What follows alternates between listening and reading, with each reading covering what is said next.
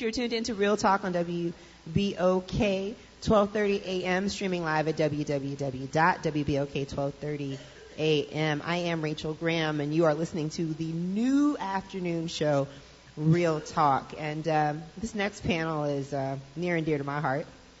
We are going to talk about economic and community development here in the city of New Orleans. And with me, we have one of my favorite people in the city, my mentor of sorts and my champion, Miss Lynnette White-Colin, who is now the Director of Small Business Ecosystem Development for the NOLA Business Alliance, which is public-private partnership that was established, I want to say, 7 years ago? 2010. I was right, 7 years ago.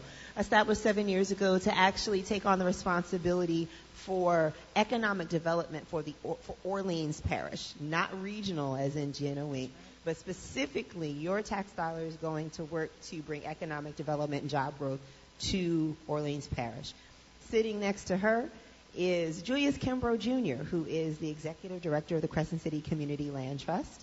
The Crescent City Community Land Trust is a nonprofit organization that looks to secure long-term affordability as it relates to home ownership, as well as affordable strategies as it relates to commercial properties as well. So welcome to you both. Thank you.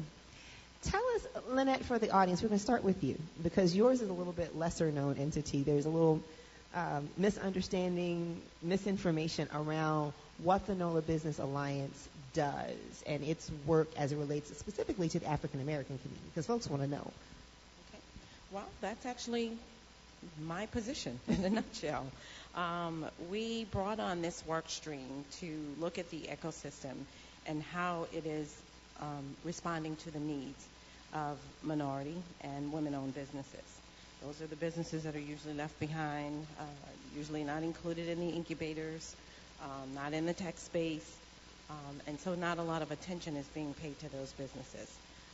So the work stream that we're bringing on now is to make sure that the things that are existing in the ecosystem are the things that really do respond to those needs, but also finding out specifically what those needs are. Mm-hmm. I mean, I've been at this for 7-10 years now, working with small businesses in the capacity of lending and banking, and as well as this resource provider space.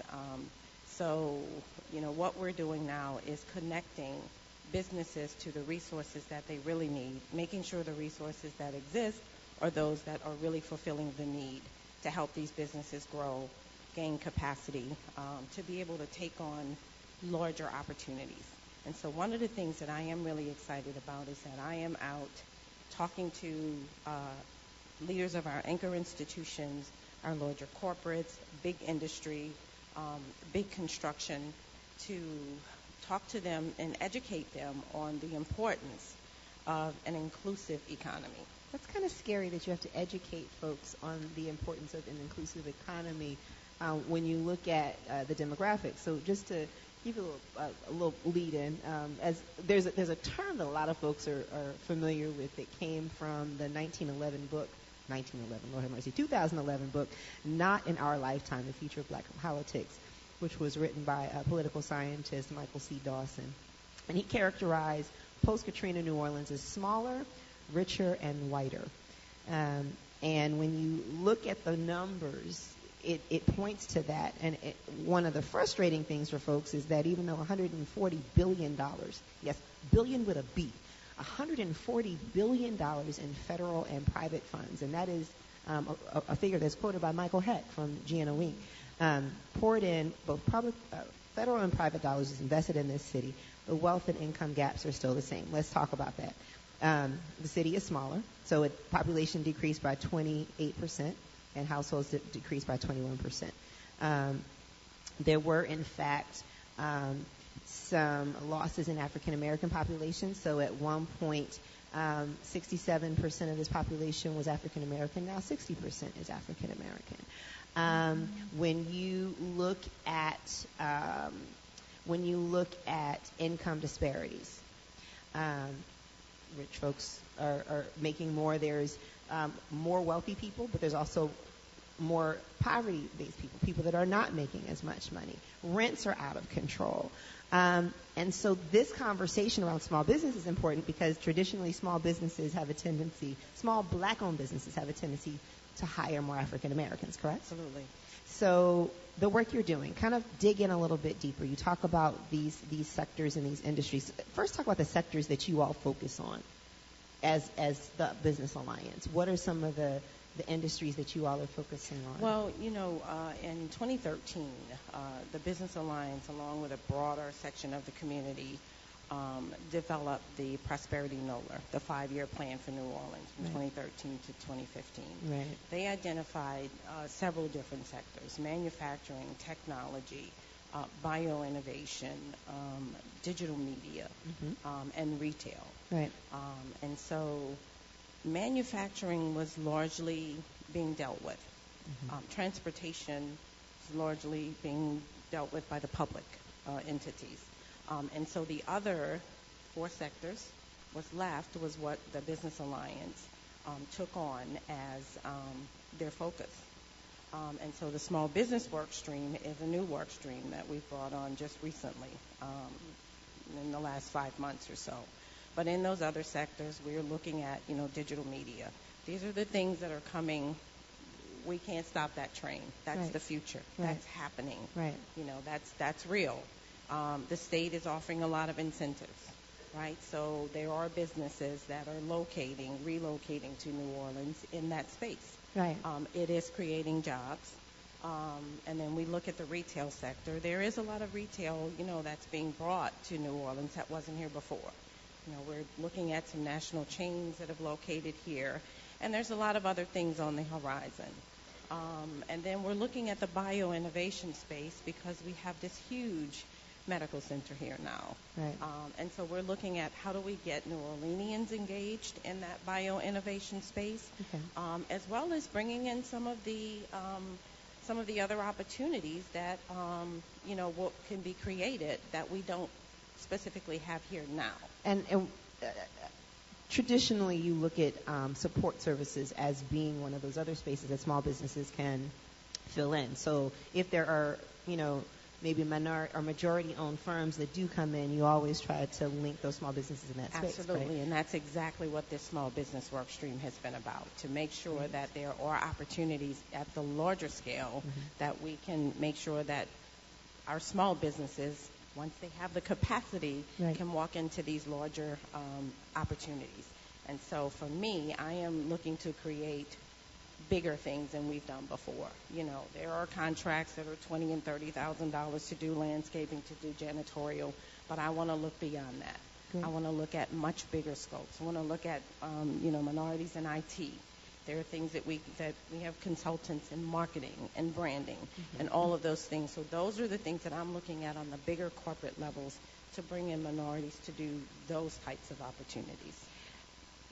One of the other figures that was listed, a lot of these figures came from Housing NOLA's study that was put out just recently, and it talks about how wages didn't grow, but housing went through the roof, literally, double in most cases.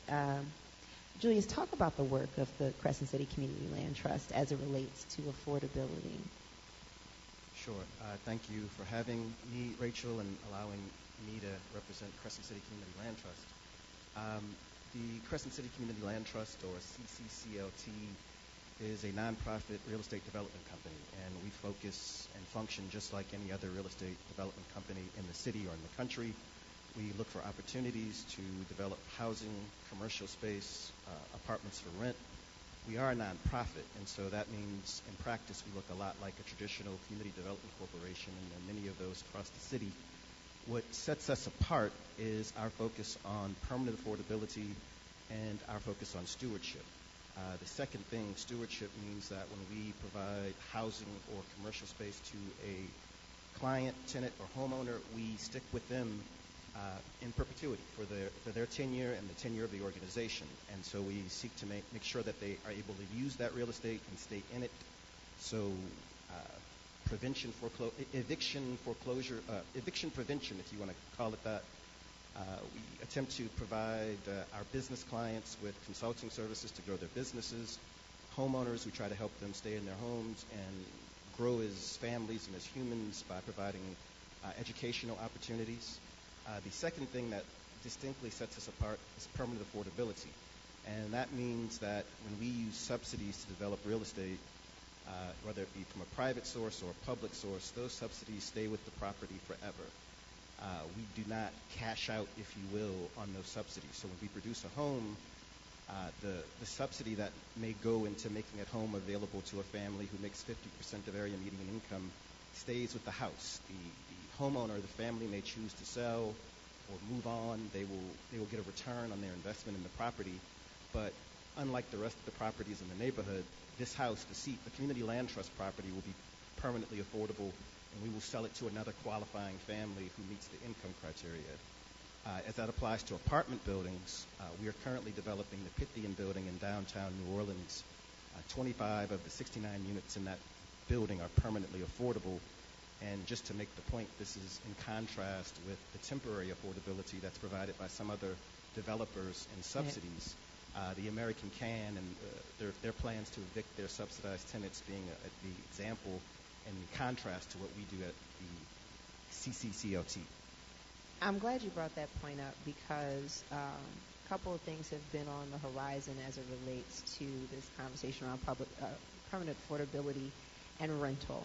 A number of properties that were developed, rental properties that were developed in the city of New Orleans, follow the American Can model, whereas there is, depending upon what type of subsidy you got, there was a 10, 15, or 30-year compliance period that says we have to keep rents at this rate until, we hit that time frame, and then when we hit that time frame, we can do whatever we want to.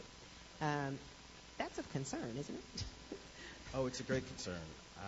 As it applies to as we talk about subsidies and rental property, we as taxpayers should be concerned about why we would give millions in our tax dollars to a for-profit company that then takes those dollars and pockets them, and the availability of affordable units in a given neighborhood is reduced every time that happens. I think most of the major public housing developments in town have been rebuilt with temporary affordability in mind. Right. And there are any number of private developers who've done projects in town with temporary affordability in mind. I can't speak for any other nonprofits, but my expectation is that some of the other organizations will maintain affordability once those tax credits expire, the compliance period is over with. The for-profits, that's up in the air, and that is the sort of opportunity where we hope to step in and purchase those buildings, purchase the interest of those managers, and maintain affordability in those cases. That is very, very encouraging to hear. I've been asking this question on all the panels. We've got an eye to 2017 and beyond. And it is very interesting that you two would be here now because the industries that you all work on are possibly on the chopping block as it relates to the federal government. What are some of your concerns? Because I've heard the Department of Commerce is supposed to receive a lot of cuts in funding, and that's economic development, right? That's part and parcel to that. And we've got Dr. Ben Carson, who is the head of HUD. I can't figure that out yet. Concern, hope, as it relates to the next 4 years. Well, under concerns, any cuts.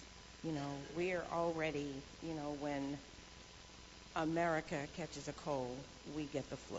Right. And to have any cuts happen, to where we're already hurting, it's very, very concerning. When you look at the Small Business Administration, right. I worked in a program that was funded through the SBA, and every year there were threats to cut that funding for women's business centers. So conservative legislators think that all funds should be looped together. There shouldn't be a separation of funds for women as opposed to all other business owners. So any cut is going to be detrimental to the minority community, to the future of women-owned businesses. Mm-hmm. So that is extremely concerning. When we look at CDFIs, the organizations that alternatively fund businesses when most minorities are not able to get loans at traditional banking institutions. Any cuts from the Treasury Department to organizations like that is going to be detrimental to minority and women-owned businesses. So yeah, that is very, very concerning. What I will say, moving forward, that I'm, looking forward to is in the seat that I sit now, I'm looking more to the future. And I think, planning is the way to make sure that our businesses are solidified, have the resources, have the capacity they need to sustain themselves into the future. So the things that I'm looking at now are what are going to be the real needs in 5 years from now. So the businesses that I'm looking at now, here is what you need to be preparing for. Right. So whether those cuts come, if we're prepared, I think we're a lot better off to weather the storm. Julius? So the way that funds for economic development and community development, subsidized housing, that kind of thing work is it typically flows from the feds to the state to the cities. Right. And making a broad statement, I think in my life I've seen liberals and progressives concede the argument to conservatives that government needs to be smaller in general. Right. And what has been cut progressively or consistently are social services, education programs to benefit people who make less money in this country and the like. We've seen that over the last 20, 25 years, I think, 30 years. And this city, as it relates to real estate development, economic development, has had this distortion because of Katrina. We've seen massive amounts of federal dollars flowing into this market to subsidize housing and commercial development, for that matter. Mm-hmm. The investments we've made in schools and all kinds of public infrastructure have supported commercial development as well as housing. And there are many dollars I could point to that have dropped off dramatically to fund the sort of activities, real estate, affordable real estate that my nonprofit focuses on. But one of the most stark ones, I would say, is the Soft Second program. And so, since 2010, I think the city has probably deployed about $75 million, or some really large number like that in soft seconds. And just recently, the city deployed the home dollars, and I don't think more than $5 million went out the door from 3 different agencies, NORA, the City of New Orleans, and Fano. And maybe half of that went to home ownership, which ties back to the Soft Second program. Right. So we're already seeing significant reduction as a consequence of just the trend with the federal government and the trend with what's happened post-Katrina, the normalization, if you will, of federal funding for all kinds of things that the feds used to do. My hope is that the philanthropic community will sort of reconsider funding sort of hard assets, if you will, that the philanthropic community in general prefers to fund or is trending towards funding programs, services, and families. They are less interested in funding hard assets like real estate and people's housing. And that's short-sighted, I think, because the housing is the determinant for many other things that happen in one's life. It usually determines where you're educated, it determines your health, it determines a lot of positive outcomes. When one doesn't have stable housing that one can afford, people tend to start to deteriorate and life starts to become unraveled. So I'm really hoping the philanthropic community reconsiders. I hope as resources dwindle, the permanent affordability that my agency advocates will be considered. Because every time we give a subsidy to a business or an individual family, the way under the current system, in 10 to 20 years, that family, that nonprofit, that business pockets that subsidy and walks away with it, and the value of our tax dollars is lost. And we can have a debate about whether that's right or wrong. At my agency, we think it's inefficient and it doesn't make any sense to give away our dollars as taxpayers to individuals who win the lottery. And that was a powerful way to end that conversation. Lynnette White-Colin and Julius Kemper, thank you so much for joining us for this Real Talk on Economic and Community Development. Thank you. Thank you. Next up, we are going to have the hard... That's right. Give them a hand. Give them a hand. And so this next conversation is probably one of the more challenging ones to have, and that ties in almost every single conversation we've had leading up to that, and that's around social justice and racial equity. So if those panelists would please come to the stage, we can start our conversation ex post haste.